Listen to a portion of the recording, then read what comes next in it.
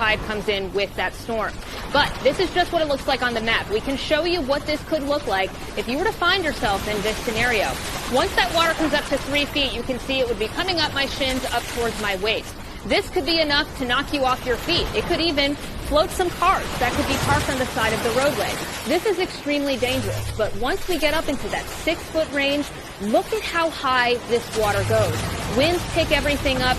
Cars would be floating at this point. This water's over my head. I wouldn't be able to stand here, even withstand the force of the water coming in. There might even be dangers like chemicals and exposed power lines lurking in the waters. But once we get to that 9-foot range, this is an absolute life-threatening scenario. This water is through the first floor of your home into the second. You can see there's fish floating around in here. This is an extremely dangerous and life-threatening situation. So if you find yourself here, please get out. If you're told